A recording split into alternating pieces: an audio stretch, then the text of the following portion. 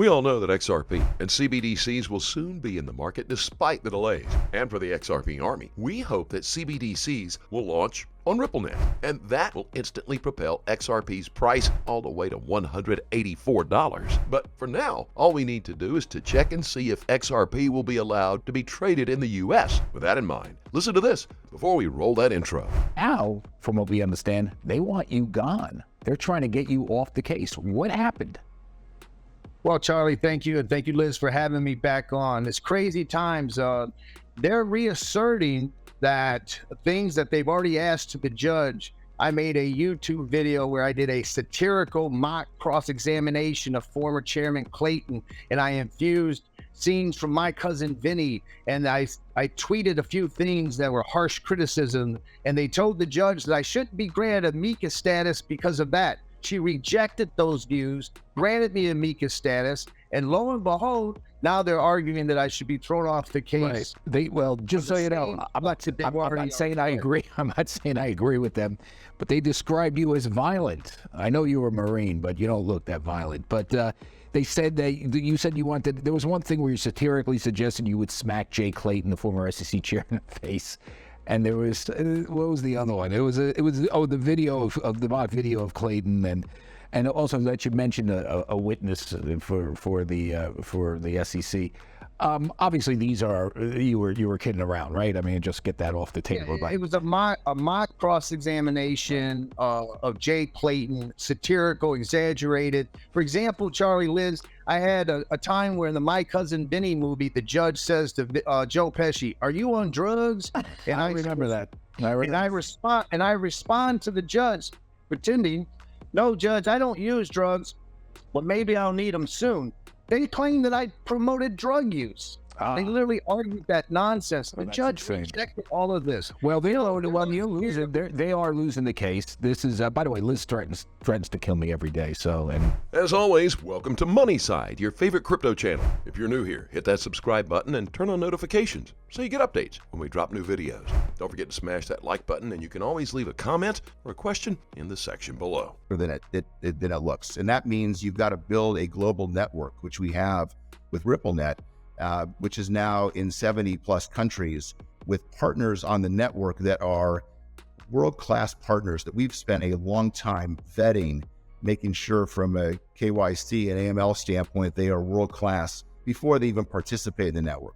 You can't go put together a 70 country network with hundreds of participants on it overnight. And so, yes, there are lots of great innovations across single corridors or within certain regions, and that's going to continue to happen. We offer a holistic global solution, which is using kind of latest technology from a blockchain and messaging standpoint, and now increasingly the use of digital assets as the bridge currency between countries. And so we just need to keep running hard and keep adding great people. And, you know, in an industry where not everybody's going to survive or make it, given some of these capital constraints, we firmly believe that we're one of those that survive, are successful, and a leader in what we're trying to do. But it has not happened overnight. We're a 10-year-old company. Well, you have some very interesting partners here. The Bank of England mentioned Ripple in its CBDC consultation paper. I believe it's the Central Bank of Uruguay declared Ripple as their money transfer company. You signed an MOU, as you said, with the Kingdom of Bhutan. How do you think 2022 is going to shape up what we're going to see from you, from these central banks in 2023? What is everyone working towards? We have to make sure that through all this noise that we're focused on where the opportunities are. And I do think we did a great job of keeping our nose to the growth grindstone and build grindstone in 2022. What that resulted in was a lot of these conversations that are happening, and you mentioned around the world. And it is an interesting collection. Back to my point, these are not all in the same regions. They're not all the same size. They're not all the same, place on the curve.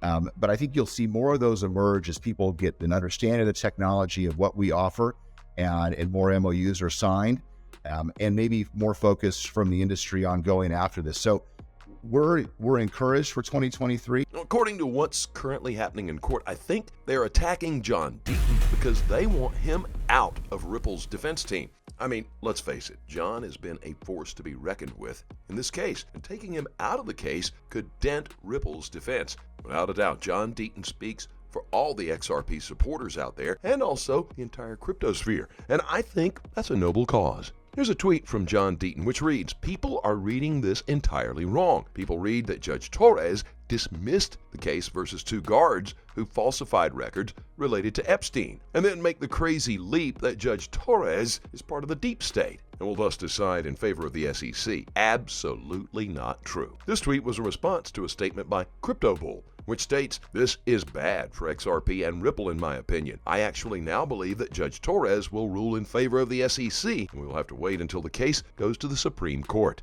And that's not all. John Deaton also tweets, "The SEC also wants to shield itself from public scrutiny. The reason is that the SEC lawyers do not act in the best interests of investors. That is a fact, not an opinion. The SEC is making shit up as it goes regarding anything crypto. In the Ripple XRP case, they argued Hinman's speech was a personal opinion, not guidance. When the judge ordered the emails discoverable, they flipped and argued it was guidance from corporation finance." Deaton is one of the best legal defenders for Ripple, and I don't think he'll be off of this team anytime soon. Anyway, in the meantime, I do believe XRP is heading to a new all-time high, and that will shake the entire crypto world. Here's a tweet to support that. XRP BML 184. Considering the symmetry of formations, XRP official bull run starts 122.8. XRP has to enter IWT by penetrating BIMI. XRP is rhyming with the previous cycle by a factor of 55 plus or minus 0.0228.